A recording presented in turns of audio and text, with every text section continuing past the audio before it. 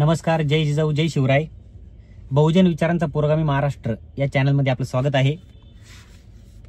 काल आपण विद्रोही तुकाराम या पुस्तकाला सुरुवात केली. त्याच्यामधील आपण पहिला भाग बघितला, सिंहाचे चित्रण शिळीच्या स्वरूपात.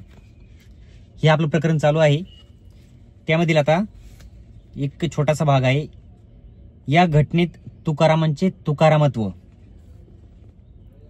तुकारामांच्या आयुष्यात ही घटना घडली नसती तर आज आपल्या पुढे असलेले तुकाराम आपल्याला बहुधा मिळालेच नसते. तुकारामांचे तुकारामत्व या घटनेतून जन्माला आले असल्यामुळे ही घटना वगळली असता तुकारामांचे चरित्र आपल्या हाताला लागू शकत नाही. जे ही घटना जाणून घेणार नाहीत त्यांना तुकारामांच्या चरित्रात प्रवेश करण्याचा अधिकार राहणार नाही. ही घटना हा तुकारामांच्या चरित्रामधील चमत्कार नसलेला चमत्कार आहे. सृष्टीचे कारण कार्य नियम मोडल्याची वर्णने ज्यांच्यामध्ये येतात ते चमत्कार खोटे असतात, बनावट असतात, फसवणूक करणारे असतात, अवास्तव असतात. या उलट माणसाच्या अंतःकरणातील माणुसकीच्या उदात्त भावना फुलवून त्याला मानवाच्या उत्तुंग शिखरावर घेऊन जाणारे आणि युगायुगातून केव्हा तरीच घडणारे अशा प्रकारचे चमत्कार मात्र आपल्या आदराचा विषय होतात, आपल्या पूजेचा विषय होतात. माणसाने स्वतः अशा प्रकारचे चमत्कार करण्यासाठी उतावीळ व्हावे आणि दुसऱ्या कोणी अशा प्रकारचे चमत्कार केले तर त्यांच्या पुढे नतमस्तक व्हावे, त्यांना आपल्या श्रद्धेचा विषय बनवावे, अशी त्या चमत्कारांची उंची असते. त्यांची ही कृती महाकाव्याला जन्म देणारी आहे. अशा एका महान तत्वज्ञानाला प्रसवणारी आहे, एका श्रेष्ठ जीवन दर्शनाला प्रकाशित करणारी आहे. मानव जातीच्या इतिहासात अशा प्रकारचा तेजस्वी आशय धारण करणारी घटना दुर्लभच नव्हे तर अतिदुर्लभ म्हणावी लागेल. आणि म्हणूनच तुकारामांनी कर्जखते इंद्रायणी नदीत बुडवली. या घटनेचा अर्थ आणि पर्यायाने तुकारामांच्या जीवित कार्याचा अर्थ समजून घेण्यासाठी आपण आपली अवघी ज्ञानेंद्रिये एकाग्रपणे या घटनेवर केंद्रित करायला हवीत. या घटनेची उपेक्षा धक्कादायक. इंद्रायणीत कर्जखते बुडवणे ही तुकारामांच्या आयुष्यातील एक विलक्षण आणि असाधारण घटना आहे, हे आपण पाहिले. पण या घटनेची मराठी जगताने केलेली उपेक्षाही तितकीच विलक्षण, असाधारण आणि धक्कादायक आहे. तुकारामांच्या जीवनातील खरे खोटे, भलते सलते चमत्कार तोंडपाठ करणाऱ्या मराठी विश्वाने या अस्सल आणि अमोल कृतीची मात्र फारशी दखल घेतलेली नाही, हे पाहिले की मन अक्षरशः कळवळून उठते, अगदी कासावीस होऊन जाते. तुकारामांनी कर्जखते बुडवण्यासारखी काही कृती केली होती याची भल्या भल्यांना माहितीही नाही. त्यांच्या चरित्राशी थोडा बहुत परिचय असलेल्या लोकांपैकी किती जणांना या घटनेची माहिती आहे हे जाणण्यासाठी एखादे सर्वेक्षण केले तर पदरी फार मोठी निराशा येईल, अशी आजवरच्या अनुभवांवरून माझी खात्री आहे. शालेय अभ्यासक्रमात तुकारामांचे काही अभंग पुन्हा पुन्हा समाविष्ट केले जातात.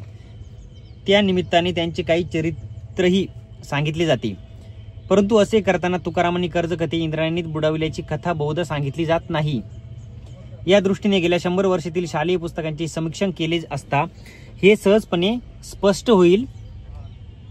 जो समाज आपल्या मुलांच्या अभ्यासक्रमातून तुकारामांसारख्या महापुरुषाच्या चरित्रातील अत्यंत क्रांतिकारक अशी घटना वगळतो, तो समाज आपल्या भावी पिढ्यांना कोणता संदेश देऊ शकेल बरे? एखाद्या घटनेचा आयुष्यभर मनावर पक्का संस्कार होण्याच्या दृष्टीने ती घटना लहानपणीच अभ्यासक्रमात वाचायला मिळणे हा अत्यंत महत्वाचा मार्ग होय. तुकारामांच्या आयुष्यातील या अत्यंत महत्वपूर्ण घटनेच्या बाबतीत हा मार्ग पूर्णपणे बंद असल्यामुळे ही घटना बहुसंख्य सुशिक्षितांनाही ठाऊक अजिबात नाही. निदान आता तरी ही घटना अभ्यासक्रमातून यायला हवी. त्याबरोबरच ही घटना यापूर्वी अभ्यासक्रमातून का आली नाही याचा समाजशास्त्रीय व मानसशास्त्रीय अंगांनी शोधही घ्यायला हवा. ही घटना कथा कीर्तनांतूनही सहसा सांगितली जात नाही. त्यांच्या जीवनात कधीही न घडलेले चमत्कार पुन्हा पुन्हा आळवून सांगितले जातात. पण ही अत्यंत वास्तव घटना मात्र उपेक्षितच राहते. अनेक कीर्तनकारांनाही ही घटना ठाऊक नसावी अशी माझी समजूत आहे. तुकारामांवर लेख व पुस्तके लिहिणाऱ्या अनेक लेखकांनाही ती ठाऊक नाही.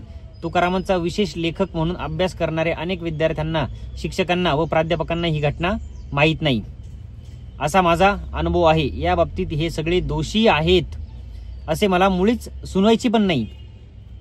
ही घटना अभ्यासक्रम, चरित्रग्रंथ, इतर वाङ्मय इत्यादी माध्यमांतून निर्दिष्टच करण्यात आली नसेल तर ती अभ्यासक्रमांपर्यंत सहजपणे पोहोचण्याची शक्यता नाही हे उघडच आहे.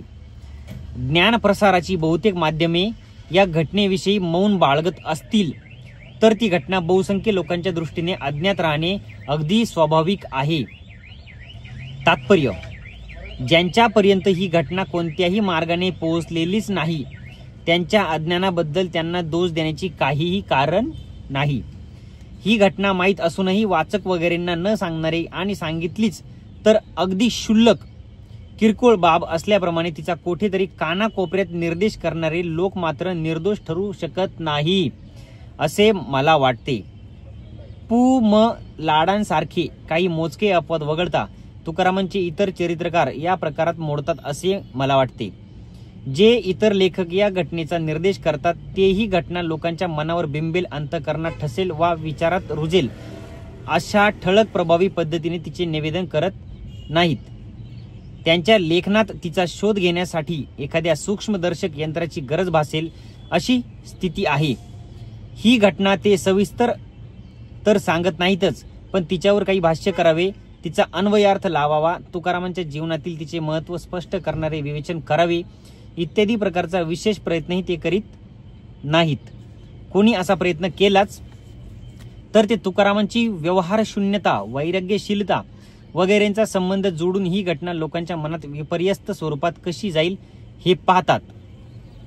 हा सर्व प्रकार ध्यानात घेतला असता विविध लेखकांनी या बाबतीत 3 मार्ग अवलंबले आहेत असे दिसते.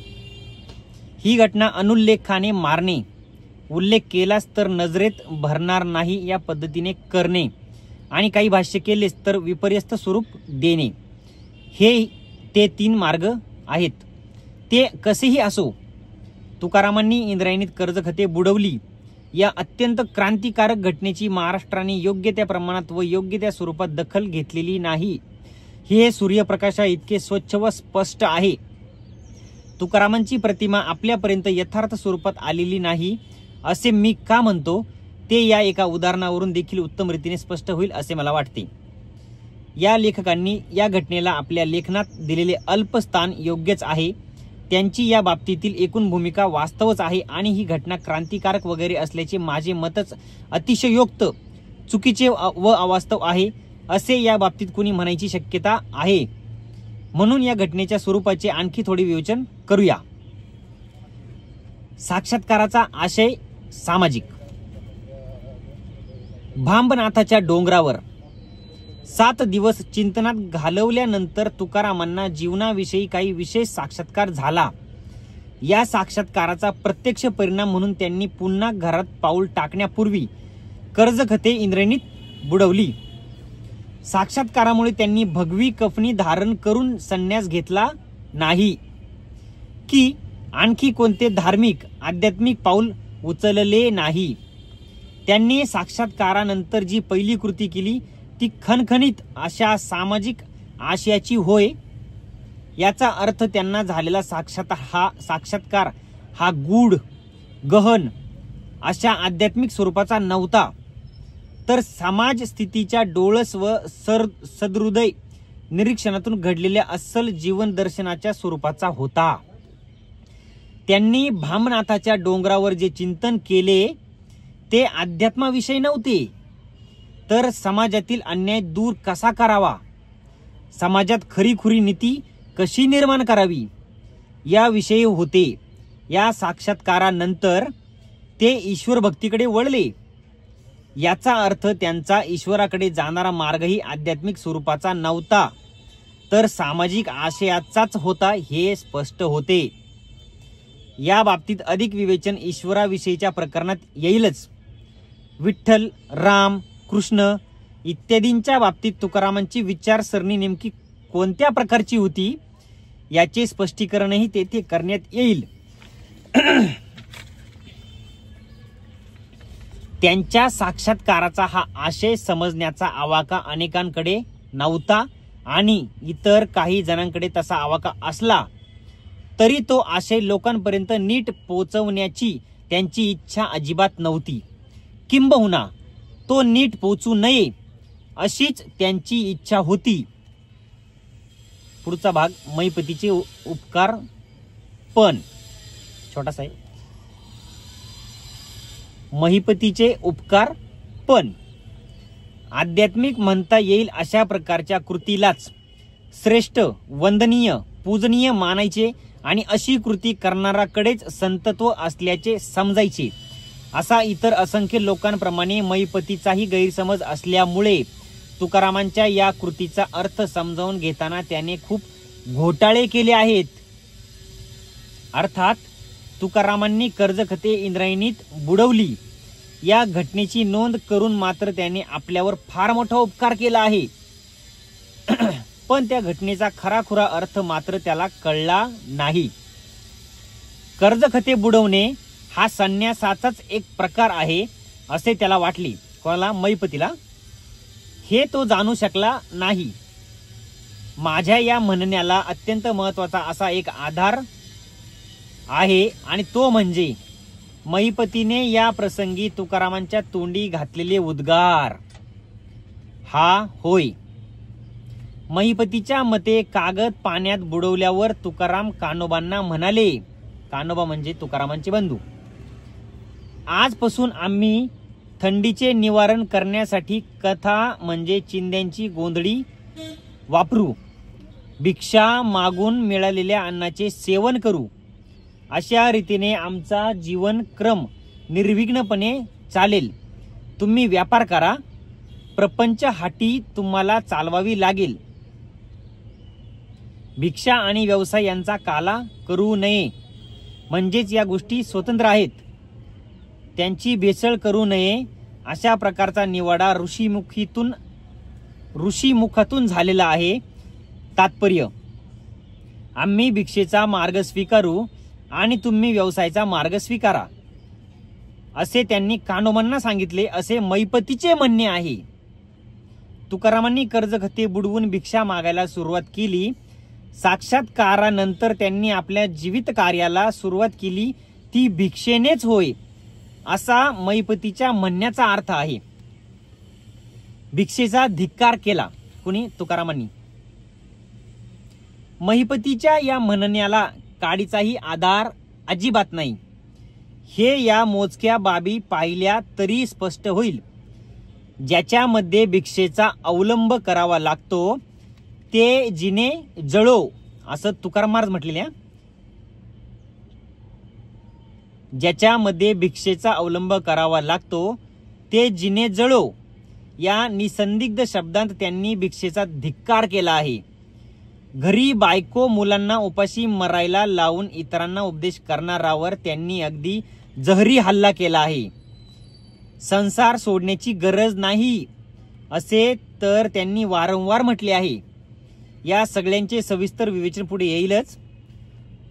येथे एवढेच ध्यानात घ्यायचे की तुकारामांनी भिक्षा मागायचे ठरवले असे मानणे हे तुकारामांच्या विचारांशी जुळणारे अजिबात नाही.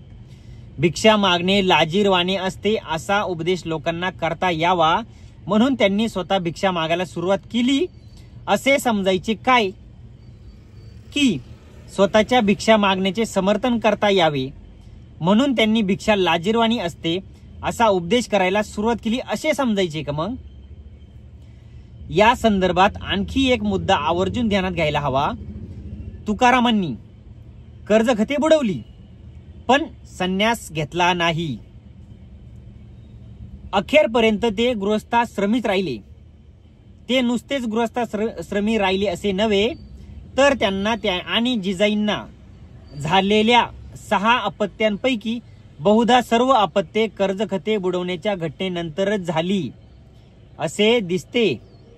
त्या घटनेच्या आधी फार फार तर एखाद दुसरे अपत्यच जन्मले असण्याची शक्यता आहे.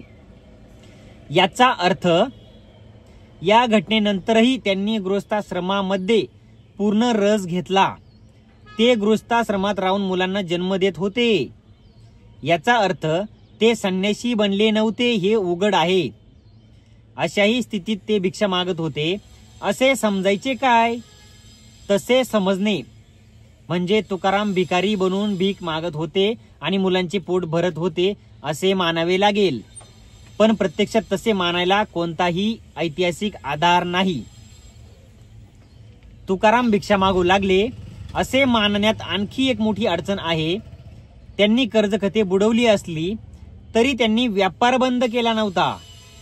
त्यांच्या नावावर आढळणाऱ्या व्यापाराविषयीच्या दंतकथांमध्ये मूळ घटनांचे विकृतीकरण झाले आहे, हे खरे पण आहे.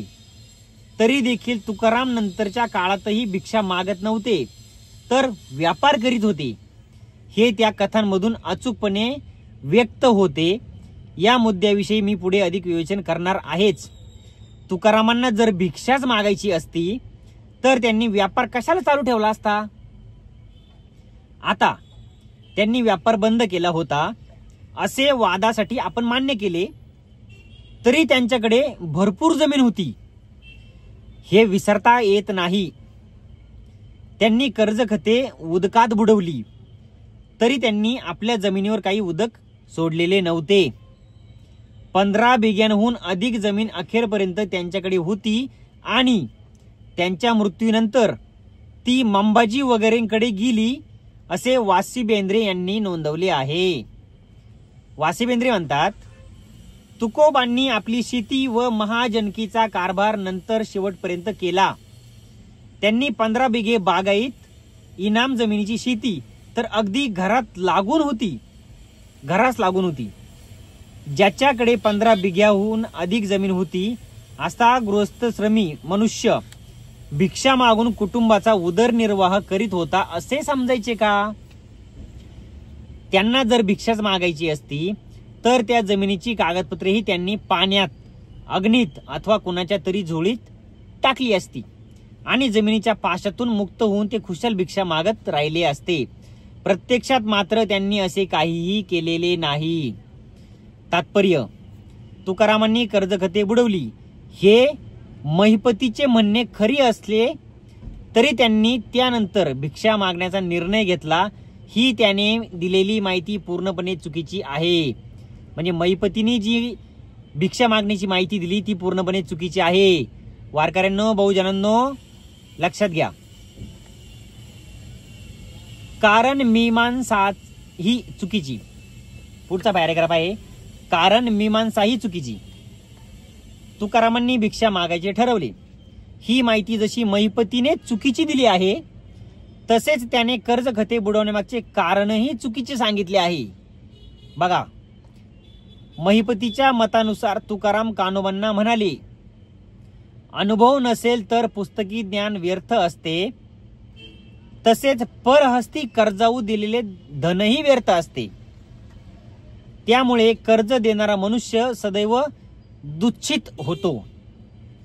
ज्यांनी कर्ज घेतले आहे तो मनुष्य आमचे धन परत देईल की नाही अशी काळजी जीवाला लागून राहते. म्हणून मी येथे इंद्रायणीच्या डोहात ही खते बुडवतो. महिपतीने कर्जखत बुडवण्याचा असा अर्थ काढला. पुढे बघूया. लोकांकडून कर्जाची रक्कम वसूल होईल की नाही या विवंचनेतून सुटका करून घेण्यासाठी तुकारामांनी कर्जखते इंद्रायणीत बुडवली असे महिपतीचे म्हणणे आहे. याचा अर्थ तुकारामांकडे कर्ज वसूल करण्याची धमक नव्हती, क्षमता नव्हती. त्यांनी एका असहायतेमधून, दुबळेपणातून कर्जखते बुडवली. स्वाभाविकच त्यांचा हा निर्णय भेकडपणाचा होता, त्यांच्या पलायनवादी प्रवृत्तीचा द्योतक होता. त्यांची ही कृती म्हणजे अनेक पिढ्यांचा वडिलार्जित व्यवसाय पुढे चालू ठेवण्यास असमर्थ असलेल्या एका वेंधळ्या माणसाची व्यवहार शून्यता होती असा महिपती सांगतो. महिपतीने केलेली ही कारण मीमांसा मान्य करण्यात अनेक अडचणी आहेत. लक्षात घ्या. डोंगरावरचे 7 दिवसांचे चिंतन आणि त्याच्या अखेरीस झालेला साक्षात्कार या घटनांच्या नंतर लगेच तुकारामांनी कर्जखते बुडवली. याचा अर्थ तुकाराम 7 दिवस कर्ज कसे वसूल करायचे याचे चिंतन करीत होते. मग कर्ज वसूल होणे कठीण आहे या अर्थाचा साक्षात्कार त्यांना झाला. त्यानंतर एक प्रकारच्या विवंचनेतून, वैफल्यातून त्यांनी कर्जखते बुडवली. महिपतीच्या कारण मीमांसेचा अर्थ असा होतो. परंतु तुकारामांची आयुष्यभरची निस्पृहता व निस्वार्थता पाहता त्यांचे 7 दिवसांचे चिंतन व नंतरचा साक्षात्कार कर्ज वसुलीच्या संदर्भातील होता असे मान्य करता येत नाही, अजिबात नाही. आता त्यांना कर्ज वसूल करण्याची इच्छा होती, पण ते वसूल होईल की नाही अशी विवंचना वाटत होती. असे वादासाठी मान्य केले तरी त्यामुळे त्यांनी कर्ज खाते बुडवण्याची गरज अजिबात नव्हती. कारण त्यांनी कान्होबांना म्हणजे त्यांच्या भावाला कान्होबांना त्यांच्या वाटणीची कर्ज खाते दिली, तशीच आपल्या वाटणीची कर्ज खाते ते त्यांना देऊ शकले असते आणि जमेल तशी वसुली करा असे त्यांना सांगूही शकले असते. शिवाय संसाराची जबाबदारी त्यांच्या अंगावर पडून फार काळ झाला नव्हता, त्यामुळे ते अजून काही काळ वाट पाहू शकले असते. पूर्णपणे नैराश्य वा वैफल्य यावे इतका काळ काही गेलेला नव्हता तर गोष्ट वेगळी, पण हे सगळे अगदी गौण मुद्दे झाले. आता या संबंधातील सर्वात महत्वाच्या मुद्द्याकडे आपण वळणार आहोत. या संदर्भातील तुकारामांजवळ कर्ज वसूल करण्याची क्षमता नव्हती की इच्छा नव्हती याचा निर्णय घेणे फारच महत्वाचे आहे. आपण अर्थातच त्यांच्याकडे क्षमता होती की नव्हती याचे विवेचन प्रथम करूया. दुबळ्यांपेक्षाही दुबळे, पुढचा पॅरेग्राफ, दुबळ्यांपेक्षाही दुबळे. तुकारामांची कर्जाऊ रक्कम ज्यांच्याकडून येणे होती त्यांच्यापैकी बहुतेक लोक सामाजिक व आर्थिक दृष्ट्या सामान्य थरातील असतील हे अगदी उघड आहे. कर्जाच्या ओझ्याखाली दबलेली माणसे किती व कशी लाचार असतात, असहाय बनलेली असतात याचा अनुभव आपण आजच्या समाजातही घेत असतो. सावकाराने व्याजाचा दर जबर लावला, हिशोबात फसवाफसवी केली, अपमान केला, वसुलीसाठी जबरदस्ती केली, घरातील वस्तू उचलून नेल्या, दमदाटी केली, गुंड पाठवले आणि मारहाण केली तरीही बिचारी गोरगरीब माणसे प्रतिकार करू शकत नाहीत. सर्व काही निमूटपणे सोसतात. आता अशा प्रकारच्या लोकांकडून कर्ज वसूल करण्याचा आत्मविश्वास तुकारामांकडे नसेल आणि त्यामुळे एकदाचे विवेचनातून मुक्त व्हायचे असे ठरवून त्यांनी कर्ज खाते बुडवले असतील. तर तुकाराम या दुबळ्या लोकांपेक्षाही अधिक दुबळे होते असा याचा अर्थ निघतो. बघा मैपतीचा डाव बर का. थोडक्यात म्हणजे तुकारामांकडे कर्ज वसुलीसाठी कोणत्याही प्रकारचा संघर्ष करण्याची क्षमता नव्हती असा निष्कर्ष याच्यातून निघतो. आता या तथाकथित दुबळ्या व असहाय माणसाने पुढच्या 20 वर्षात काय काय केले ते पाहूया. खळांची सिंहासने गदगदा हलवली, पुढचा पॅरेग्राफ. खळांची सिंहासने गदगदा हलवली. आता खळांची हा शब्द याचा अर्थ पुढे येईल. या 20 वर्षात त्यांनी भल्या भल्यांना जेरीला आणले, त्यांच्या तोंडचे पाणी पळवले तुकारामांनी बरं का. त्यांना पळता भुई थोडी केली. आता महत्वाचं हे लक्ष द्या. वैदिक पंडित, श्रोत्रिय, याज्ञिक, योगी, गुरु इत्यादी नानाविध नावांनी व रूपांनी वावरणाऱ्या परंतु प्रत्यक्षात भोंदूगिरी करणाऱ्या ढोंगी लोकांचे बुरखे फाडण्याचे काम त्यांनी सातत्याने केले. अशा लोकांवर शब्दांचे कठोर हल्ले करून त्यांनी त्यांना घायाळ केले. गरीब लोकांना छळणाऱ्या टवाळांचे थोबाड फोडण्याची भाषा केली. मगरूर आणि मस्तवाल लोकांना आव्हान दिले. आर्थिक, सामाजिक, धार्मिक, सांस्कृतिक इत्यादी क्षेत्रांत अत्यंत प्रस्थापित व सामर्थ्यशाली असलेल्या पण अनितीने वागणाऱ्या व दुबळ्यांवर अन्याय करणाऱ्या खळांची सिंहासने त्यांनी गदगदा हलवली.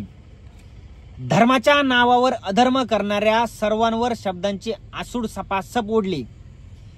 हे करताना अन्यायी व ढोंगी लोकांचे पद, प्रतिष्ठा व समाजातील स्थान यांची पर्वा केली नाही.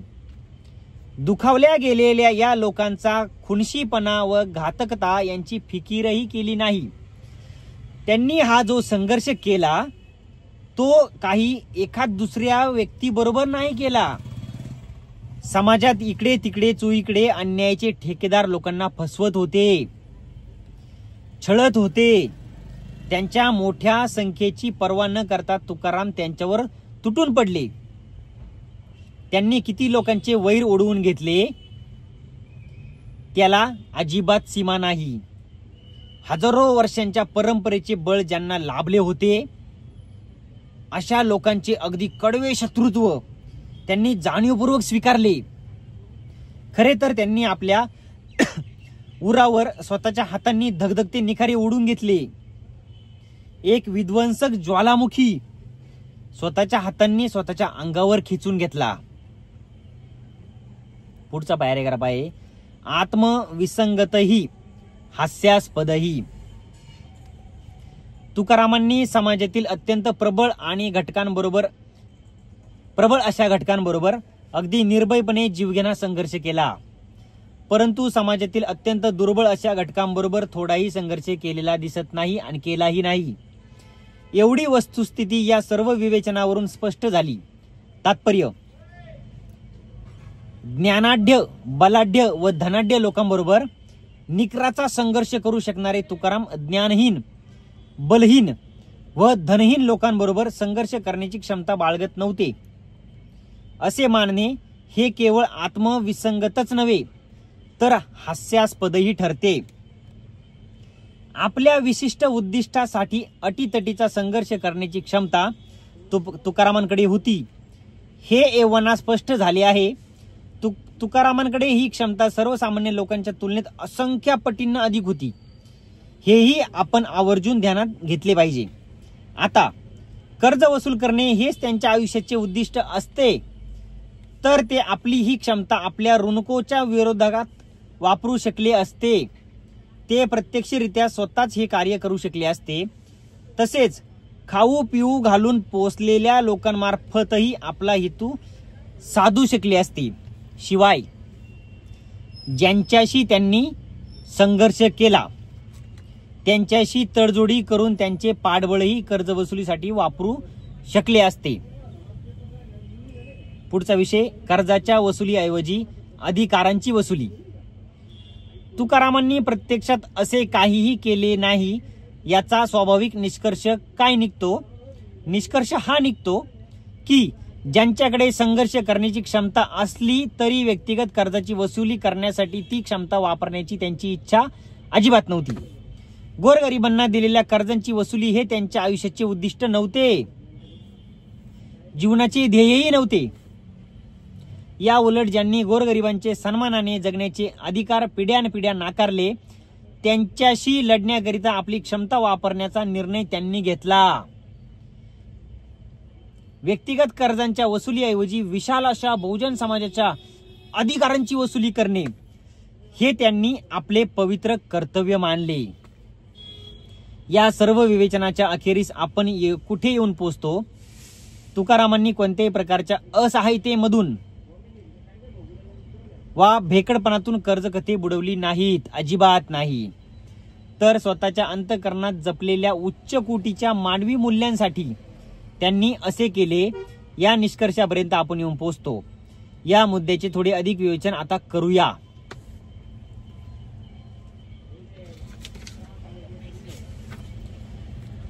विद्रोहाची भावना उफाळून आली. तुकारामांच्या मनातील विद्रोहाची भावना उफाळून आली. तुकाराम हे एक डोळस आणि संवेदनशील गृहस्थ होते. ते डोळस असल्यामुळे आपल्या अवतीभोवतीच्या सामाजिक परिस्थितीचे बारकाईने निरीक्षण करीत होते. त्यामुळे आपल्या समाज व्यवस्थेतील त्रुटी आणि उणिवा त्यांना जाणवू लागल्या होत्या. धर्माच्या नावाखाली होणारा अन्याय, शोषण आणि नीतीची विटंबना त्यांच्या ध्यानात आली होती. बलवंतांची प्रस्थापितांची मगरुरी आणि गोरगरिबांची दुर्दशा त्यांच्या लक्षात आली होती. डोळस असल्यामुळे हे सगळे जसे त्यांनी अचूकपणे हेरले तसेच ते संवेदनशील असल्यामुळे या सगळ्याच्या विरोधात एका उत्कट विद्रोहाची भावना त्यांच्या मनात उफाळून आली. हे सगळे बदलले पाहिजे असे त्यांना वाटू लागले. आपल्या व्यवस्थेचे शुद्धीकरण केले पाहिजे असे त्यांच्या मनाने घेतले. आपल्या समाजात घुसलेला हिनकस भाग छाटून टाकला पाहिजे असा निश्चय त्यांनी केला. आपली समाज व्यवस्था कुटील बनलेली असून तिच्यामध्ये सामान्य माणसे फसली जात आहेत, चिरडली जात आहेत, भरडली जात आहेत. हे पाहून ते व्यथित झाले, कासावीस झाले. लोक बुडत आहे हे माझ्या डोळ्यांनी पाहवत नाही, म्हणून माझ्या मनात कळवळ येत आहे, असे आर्त उद्गार त्यांनी काढले. यावर जगद्गुरु तुकोबारायांचे एक अभंग आहे. बुडती हे जन न देखवे डोळा, म्हणूनही कळवळा येत असे. ते त्यामुळेच होय. त्यांच्या या सर्व चिंतनाचे सार सांगायचे झाले तर समाजातील नाठाळांना वटणीवर आणावे आणि रंजल्या गांजल्यांना धीर द्यावा, आधार द्यावा, त्यांचे अश्रू पुसावे. ही त्यांची जीवननिष्ठा बनली. ही जीवननिष्ठा हाच त्यांनी भामनाथाच्या डोंगरावर 7 दिवस केलेल्या चिंतनाचा विषय होता. यात शंका नाही. मैपतीने चुकीचं लिहिलं तुकारामांविषयी. या चिंतनात त्यांनी आपल्या पुढच्या आयुष्याची वाट निश्चित केली. तेथून पुढे काय बोलायचे आणि कसे वागायचे हे पक्के केले. या सर्व चिंतनाचे सार वा गाभा हाच त्यांना झालेला साक्षात्कार होय. हा साक्षात्कारच त्यांच्या भावी जीवनातील आचार विचारांत प्रतिबिंबित झाला. एवढ्यावर आज थांबू. पुढच्या भागात पुढचा विषय घेऊया. धन्यवाद. जय जिजाऊ, जय शिवराय, जय शंभूराय, जय जय जगद्गुरु तुकाराम महाराज.